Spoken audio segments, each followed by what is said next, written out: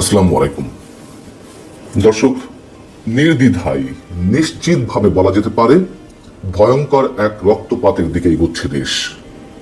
কারা সেই রক্তপাতের ঘটনা সৃষ্টি করছে, রক্তাক্ত আর একটা অধ্যায়ের জন্য কারা দায়ী, সেগুলো নিয়ে অবশ্যই বিশ্লেষণ করা যেতে পারে। আপনারা নিশ্চয়ই এর মধ্যে শুনেছেন জাতীয় নাগরিক পার্টি এনসিপির অন্যতম শীর্ষ নেতা হাসনাত আবদুল্লাহর উপরে গাজীপুরে হামলা হয়েছে। তার গাড়ি বহরে 10 থেকে 12টি মোটরসাইকেলে এসে হামলা চালায়। তিনিও খানিকটা আহত হয়েছেন এবং হামলা করার পরপরও যখন গাড়ি দ্রুত বেগে যাচ্ছিল তার পিছন পিছন একদল দুর্বৃত্ত তারা করে, এটা সেখানকার প্রত্যক্ষদর্শীরা জানিয়েছেন। এবং এই ঘটনার পরপরই তার যারা সহযোদ্ধা আব্দুল হান্নান মাসুদ কিংবা সার্জিস আলমরা ফেসবুকে রীতিমতো উত্তেজনাকর পোস্ট দিয়েছেন, তারা সেখানে রুখে দেওয়ার কথা বলেছেন এবং তাদেরকে এই কথাও বলতে শোনা গেছে অনেকের মুখে যে আজ রাতের মধ্যেই এই হামলাকারীদের না ধরা হলে গাজীপুর অচল করে দেওয়া হবে। এখন বিষয় হচ্ছে যে এই হামলাটি আসলে করলো কারা, যেই করুক অবশ্যই আমরা নিন্দা জানাই। আমরা এই ধরনের রাজনীতি চাইনি অন্তত 5 আগস্টের পরে, অথবা 5 আগস্টের পরে যারা গণঅভ্যুত্থানে অংশ নিয়েছিলেন সাধারণ মানুষ থেকে আর যারা ছিলেন তারা কেউ এটি চায়নি। তাহলে এই পরিবেশের সৃষ্টি করছে কারা? হাসনাত আবদুল্লাহ কিংবা সার্জিস আলমরা এর আগেও কয়েক দফায় হামলার শিকার হয়েছেন। সেক্ষেত্রে কেউ কেউ বলার চেষ্টা করেছেন যে এগুলো নাটক, সাজানো নাটক। আবার সত্যি সত্যি তাদের বিরোধীরা এটি করতেও পারে। এনসিপি নেতারা বলছেন যে এটি ছাত্রলীগের সন্ত্রাসীরা করেছে। যেহেতু আওয়ামী লীগ নিষিদ্ধের বিষয়ে এখন এনসিপি বরাবরের মতন এবার আবারও জ্বলে উঠেছে, তারা যেভাবে হোক নিষিদ্ধ করবে, সেই জায়গার প্রতিহিংসা থেকে ছাত্রলীগ এটা করেছে। আচ্ছা, ছাত্রলীগ কি শুধু এটা করতে পারে বা আওয়ামী লীগ করতে পারে? আমরা তো দেখছি করতে পারে না, আমি সে কথা বলছি না, কিন্তু আমরা তো ছাত্র দলের সঙ্গেও এনসিপি নেতাদের সংঘর্ষের বিষয়গুলো আমরা দেখছি। আমরা তো দেখলাম ঢাকা বিশ্ববিদ্যালয়ের যখন 7 কলেজ নিয়ে আন্দোলন চলছিল, সেই 7 কলেজের শিক্ষার্থীরা যখন ঢাকা বিশ্ববিদ্যালয়ের ডেমনস্ট্রেশন করছিল তখনও সার্জিস আলমরা হামলার শিকার হয়েছেন, হাসনাত আবদুল্লাহ উপরে হামলা হয়েছে, নর্থ সাউথ বিশ্ববিদ্যালয়ে সার্জিস আলম হামলা শিকার হয়েছে। জামাতের সঙ্গে আমরা মুখোমুখি অবস্থান দেখছি এনসিপি নেতাদেরকে কখনো কখনো। অতএব ঢালাওভাবে নিশ্চয়ই আমরা এককভাবে কারোর প্রতি দায় চাপাতে পারি না, তবে হামলা হয়েছে এটা তো বাস্তবতা। 5 আগস্টের পর থেকে বা 5 আগস্টের অভ্যুত্থান থেকে মানুষের তো একটি প্রত্যাশা ছিল একটি সুস্থ রাজনৈতিক ধারায় ফিরে আসা এই বাংলাদেশের। সেটি তো হয়নি। কেন হয়নি? কারা শুরু করছে? যে মবগুলো ক্রিয়েট করা হয়েছে দফায় দফায়, বুলডোজার আতঙ্ক সৃষ্টি করা হয়েছে, কারা করেছে? আমরা তো সব জানি। ফ্যাসিবাদ ফ্যাসিবাদ বলে দিনের পর দিন যে উত্তেজনা সৃষ্টি করা হচ্ছে, প্রতিহিংসার রাজনীতি ভয়ঙ্কর আকারে সৃষ্টি হয়েছে। আওয়ামী লীগ তো প্রতিহিংসা রাজনীতি করেছিল, এটা তো সত্য কথা, কিন্তু তারপর তো মানুষ আর এটি চায়নি। সেই জায়গা থেকে প্রতিহিংসা রাজনীতি আরো বেশি চরমভাবে বাংলাদেশে জেগে বসেছে। আওয়ামী লীগকে নিষিদ্ধ করতে হবে। আওয়ামী লীগকে নিষিদ্ধ করা কিংবা আওয়ামী লীগ বিরোধিতাই এখন জাতীয় নাগরিক পার্টির একমাত্র পুঁজি। তাদের সামনে অন্য কোনো লক্ষ্য বা আদর্শ নিয়ে এটা স্পষ্ট হয়ে বলতে চাই।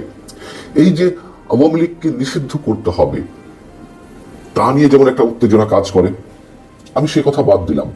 নির্বাচন প্রলম্বিত করার জন্য সরকারের পক্ষ থেকে এবং সরকারের কিংস পার্টি, এটা তো এখন ওপেন সিক্রেট, নতুন করে কিছু বলার নাই, এই যে ছাত্র সমন্বয়কদের দল তারা যে টালবাহানা শুরু করেছে, এই টালবাহানার মধ্য দিয়ে নির্বাচন না করার যে একটা মানসিকতা, তার মধ্য দিয়ে এই বাংলাদেশের রাজনীতির যারা স্টেক হোল্ডার রয়েছেন তারা কি খুব শীঘ্রই মাঠে নামবেন না? অবশ্যই নামবেন। রক্তপাত অনিবার্য।